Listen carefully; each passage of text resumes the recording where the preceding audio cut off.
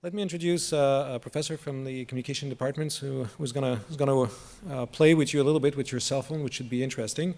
The professor is Owen Chapman. Dr. Chapman is an assistant professor in the Department of Communication Studies, and he works with the Media Mobile Lab. Owen? Okay, hello everyone. We're going to start the conference series. Thank you very much for letting me be part of this, by the way, with a small jam session. I have a project called Bluetooth Beats. The instructions for how to participate in the jam session are up on the board here, but I can explain them briefly. What this is about is serving up short MP3 files that have been carefully composed to fit well together to construct a hip-hop beat of sorts. And the files are being provided at random by this little box that's on the front of the screen here. The idea is to play with some of the wireless networks that are a part of our everyday life, that are built into our cell phones and our laptops and that kind of thing, that we don't often take advantage of necessarily for artistic purposes. And so Bluetooth Beats is a project that demonstrates different ways to connect with each other and play with each other. So we primed a few people on the way in, but for those who don't already have a sound file loaded onto their phone or the laptop, the way to do it, the way to participate in the jam is just to go into the connectivity settings of your phone, or the general settings of your phone, and find where Bluetooth is and turn your Bluetooth capacity on your telephone, and also make your telephone discoverable, or choose Find Me, or make your phone visible, etc. The more people we have who participate in this, the more people who download the files, the more interesting a soundscape that we should get. So I would ask everyone who wants to participate now to please do that.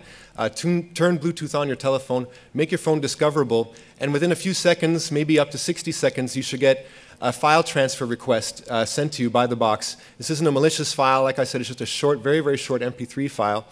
And then once you start downloading the file, it should start playing back automatically on your telephone. I've got an example of one of the files right here. I just downloaded it. So this is the main beat here. So what you can do is just start downloading the file, and as soon as we get a critical mass of people whose phones have received the files, then we can start playing them back together. And the ultimate ambition is to demonstrate how having lots of speakers in a space like this can create an interactive environment for a sound composition such as this. So I'm not hearing much chirping out there, but I'll wait for a few minutes. In the meantime, I can describe a few things about Bluetooth if you're wondering. There we go. There's the fresh sound. I'm a DJ, among other things, so the beat that I've provided today is sort of a hip-hop beat of sorts. Fantastic. This is very good. What we'll do is we'll wait until we get a critical mass, and then all at once we can start pressing our buttons back together. Has anybody heard of blue snarfing, blue jacking, Bluetoothing, some of these terms? What these reference are various ways that people have recognized that the Bluetooth capacities of people's cell phones are often turned on and people are not even aware of it. And you could be in the middle of a mall somewhere and someone might send you a picture through Bluetooth. And this is referred to on the internet anyways, blue snarfing, blue jacking, this kind of thing. We're playing with this type of initiative or this type of practice, but for very much a friendly, non-malicious type of event. It's really about bringing people together. So put up your hand if you've got a sound file on your phone right now. Terrific. Okay, so maybe we can start with a little demonstration. So on the count of 3, and some of the files are long, some of the files are short. If you could just play the file back, and we'll see what kind of volume we get up here. I won't put mine by the microphone this time. Ready? 1, 2, 3.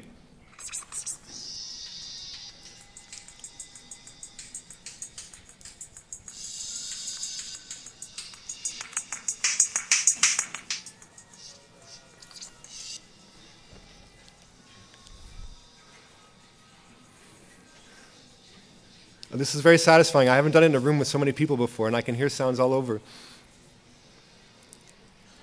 Keep playing them once they stop. Some of them are very, very short.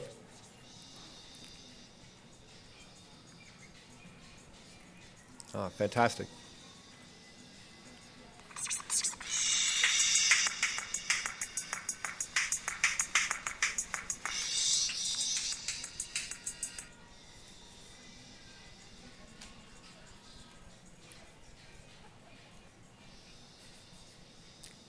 Just going to accept another file here.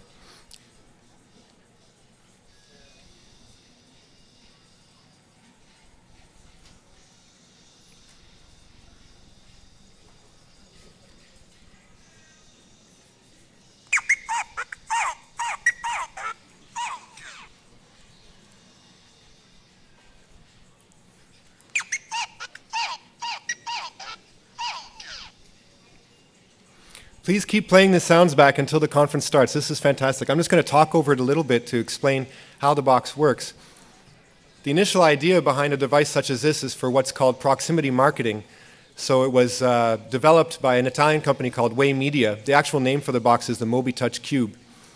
And the idea is that, say you're waiting in line at the movie theater and you got your cell phone open, well, the box might suggest that you download, say, a preview for the movie you're about to see, or a clothing store might offer you a discount coupon that you could show by showing your telephone to the teller, or once you've made your selection, that kind of thing. It's really principally a commercial object, but ourselves at the Mobile Media Lab, we're trying to find different ways to serve up artistic content through this box, treating it more like a mobile media gallery. One of the other events that we did in conjunction with the President's Conference Series was called Discoverable. And instead of providing short sound files, in that case we were providing short videos featuring the works of a variety of Concordia faculty and alumni who do research creation projects.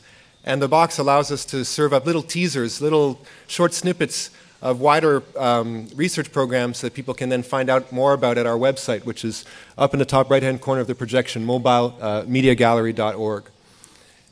So one more time, on the count of 3, if we could try again to do a little soundscape, and then I'll let the conference keep on rolling here. So hopefully you've all got files now. All right. 1, 2, 3.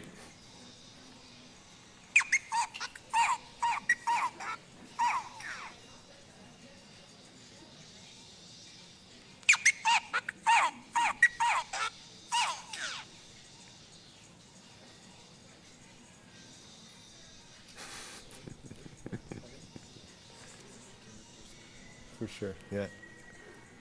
Oh, it sounds terrific up here. I hope you're all getting small little soundscapes happening around you and improvising with each other. The thing that's interesting about Bluetooth is it really requires a fairly close proximity, unlike the World Wide Web.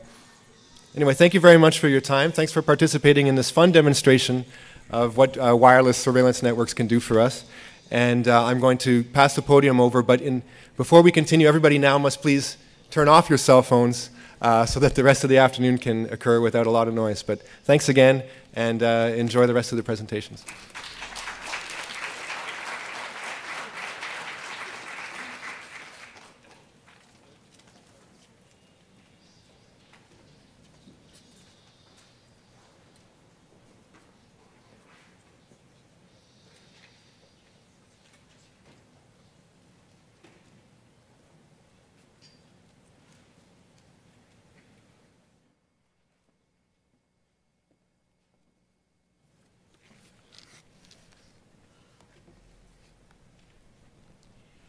Good afternoon, everyone. Bonjour et bienvenue à tous et à toutes.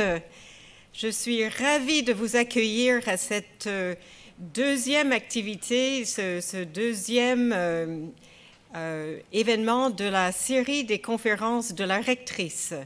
I'm delighted to welcome you once again to the President's Conference series.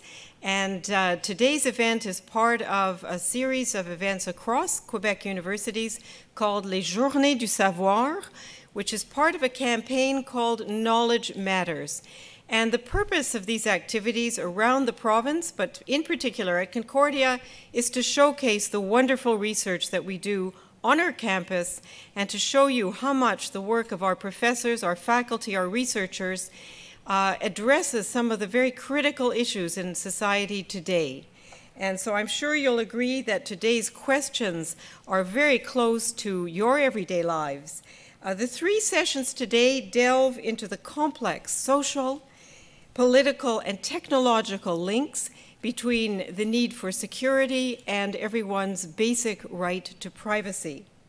This afternoon's session, called The Science of Surveillance, Every Smile You Fake, will examine the science behind surveillance technologies. From retina scanner and face recognition algorithms to nanotechnology, surveillance technologies have become increasingly sophisticated, and the body has become a territory to be monitored and defended. We will be looking at what happens when even the fabric of human life becomes subject to surveillance.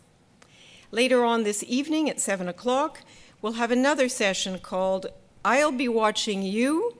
Can we reconcile privacy and security?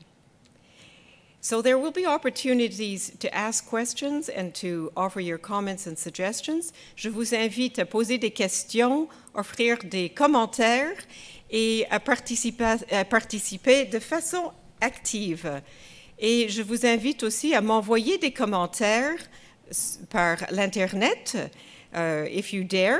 After hearing what we have to say, I welcome comments at my email address at Concordia, which is president@concordia.ca. I want to thank you on behalf of the university, au nom de l'université, en tant que rectrice et vice-chancelière. J'aimerais vous remercier d'être ici en si grand nombre. Et maintenant, j'ai le plaisir de vous présenter l'animatrice de cet après-midi. It is my pleasure to introduce Dr. Anne-Marie Croteau, who will act as moderator. Dr. Croteau is an associate professor in the Department of Decision Sciences and Management Information Systems. She is also director of the John Molson Executive MBA program. Her research focuses on strategic management of information technology, globalization of information systems, and health information systems. Dr. Croteau.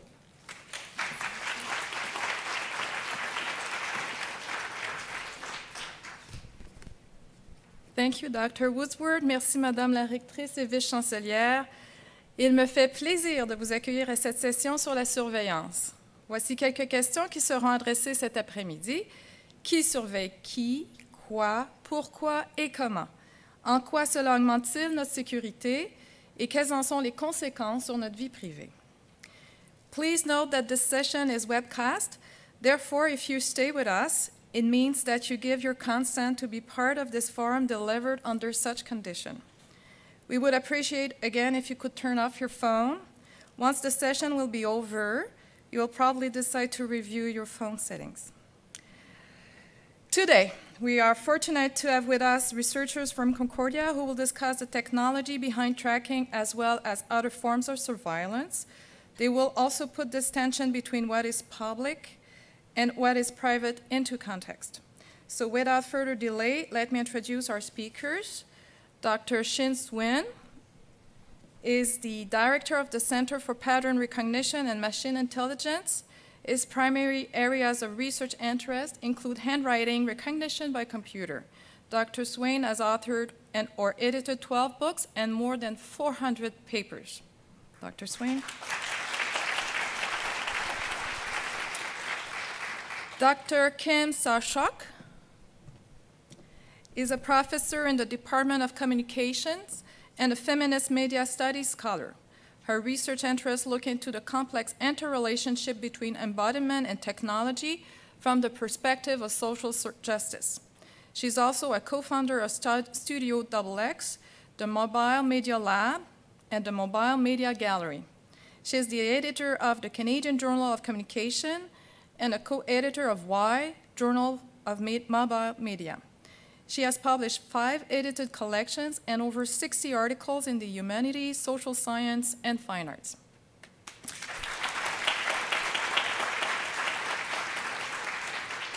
Finally, Dr. John Capobianco is a professor in the Department of Chemistry and Biochemistry.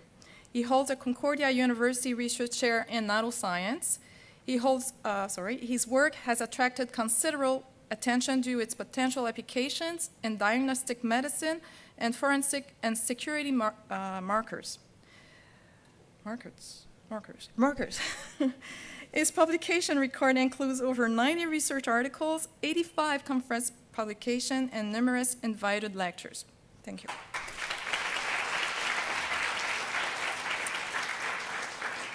The issue of privacy and surveillance is multifaceted. It brings together matters of ethics, law, and technology. It begs the question of how far society is willing to blur the line between what is public and what is private. And it brings into question what an individual should expect to remain private when he or she has made a decision to go public or semi-public. Owen Chapman's Bluetooth Beat demonstration showed us what is possible when we actively make ourselves participants in a display of public art, when we make ourselves discoverable. But what happens when our actions are discovered and made public without our consent? Behind me on the screen is a website first. The first website you saw is called Transmap that actively charts the Twitter chatters across the globe, isolating these by city and by popular topic. Is this what the tweeters intended? What are the consequences of this discovery and its public display? We will also look at the technology, science, and ethics behind public surveillance. What we are looking at now is also an example of Google Street View mapping, which has caused a great deal of chatter and discussion over the issue of what is private and what is the public domain. If you look carefully at the screen, you will also notice that not only is your neighborhood tracked, mapped, and projected, so too are your actions, as can be evidenced by the number of surveillance cameras that track your every move.